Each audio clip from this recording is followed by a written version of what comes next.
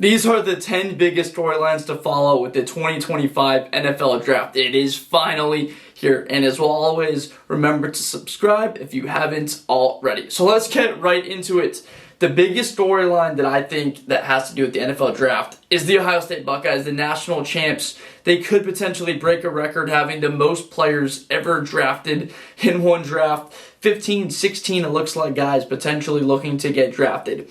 Will Howard, the likes of Quinshon Judkins, TreVeyon Henderson, Donovan Jackson, Josh Simmons. It goes on and on. Tuimoloau, Jack Sawyer, G. Scott, like all of these players are coming out of this draft. It's funny though because the best two players on that team, Jeremiah Smith and Caleb Downs, still have more college football to be played. So what ends up happening to these Buckeyes? Do any of them end up on the same teams? Will they end up in the same division, competing against each other? Definitely some of them will wind up in the same conference, but where will all of those Buckeyes go in the NFL?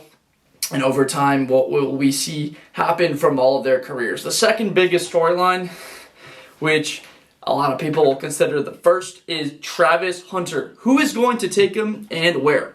The most dynamic draft prospect we have ever seen. There's no debate. He could be a top 5 corner and a top 5 wide receiver potentially. He's definitely a top 2 corner and top 2 wide receiver as far as a draft prospect.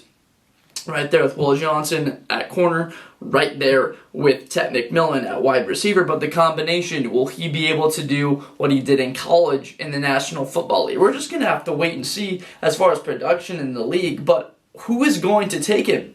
Who is going to take another player over Travis Hunter when it's all said and done? That could wind up being a massive mistake, even if you take a starter. Number 3, that run for the Ohio State Buckeyes over the last couple of seasons with the first round wide receivers, Garrett Wilson, Chris Olave, Jackson Smith and Jigba, Marvin Harrison Jr., they continue to do it, but this is a run over the last 3 years that's going. Will it continue with Emeka Egbuka? Does he end up going in the first round to keep that run going at wide receiver for the Ohio State Buckeyes? Some say they're wide receiver U. Again, LSU pretty good with Brian Thomas, Malik Neighbors, Justin Jefferson, Jamar Chase. But the Buckeyes are certainly right there. Number 4, Shedeur Sanders could go 2nd overall. He could also drop to the 20s. We don't really know what's going to end up happening. If he doesn't get taken by the Browns or the Giants, will there be a massive slide? Do people truly think that he is that less of a prospect and have far less potential than what Cam Ward does in the National Football League? I think that he's certainly more accurate. I saw them both play in person against the UCLA defense and saw them both struggle. But to be honest, I thought that Shedeur navigated the pocket a little bit better. It was apparent he didn't have the arm that Ward did, but moving in the pocket to deliver the ball accurately, thought that Shedeur had the knock. I think that they're closer than other people are saying, but again, what ends up happening to Shedeur?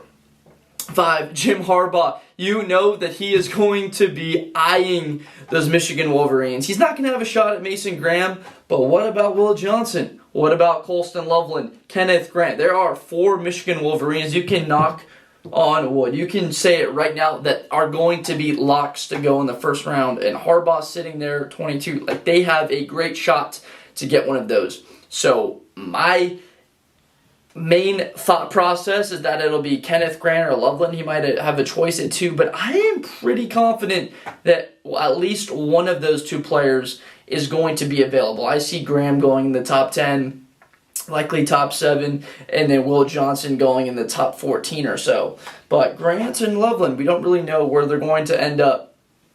So who's going to be the first non-Big 3? And the Big 3 are Cam Ward, Travis Hunter, and Abdul Carter. To be specific, Ward being the top quarterback prospect, likely going first overall, and Hunter and Abdul Carter have everyone debating over who is the more dynamic or the better player.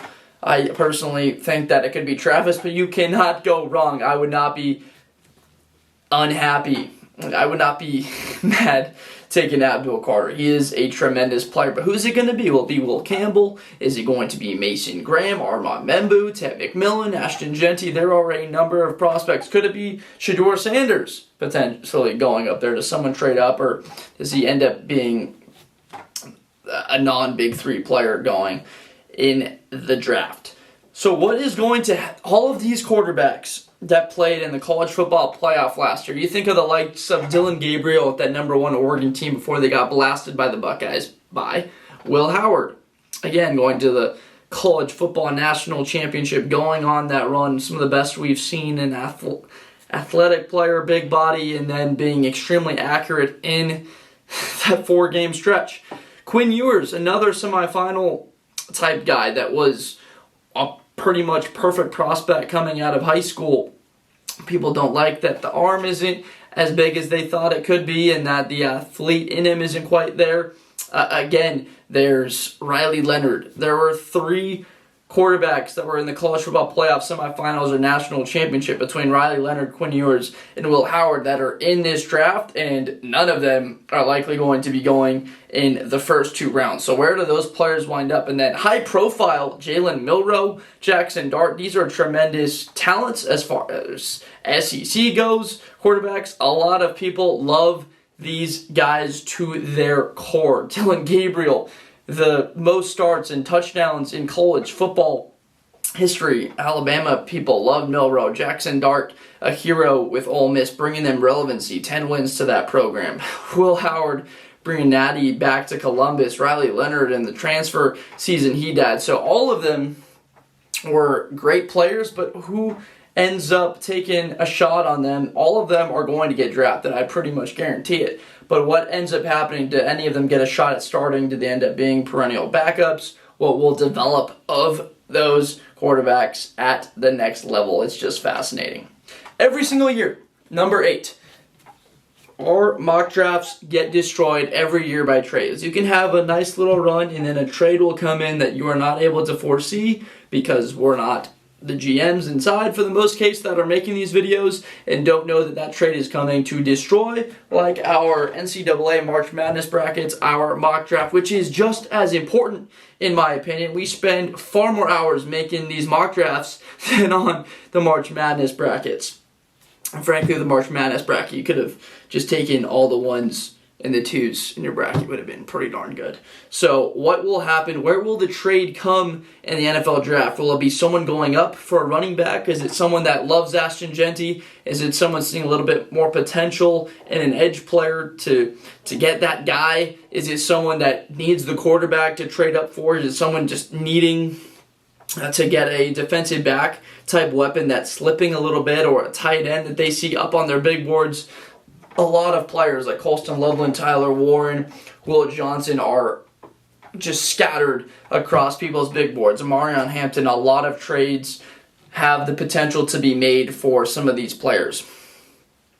Production or prototype, Shamar Stewart or Mike Green. We have to keep an eye on what happens. They're going to go in the first round most likely, but what will become of these 2 players? Mike Green, you want to talk about production, led FBS all of college football in sacks last year with 17. Shamar Stewart did not have the production. He had a sack and a half last year, but we want to talk about prototypes, 6'6", 270, athletic freak with like a 4.59 40-yard dash. That is the prototypical player if we've ever seen one come out of college football. But Mike Green of the production. So what will happen to them? Where do they get drafted? And what will become of their NFL career? It is going to be incredible to see who ends up taking that flyer on them and what will become of them at the next level.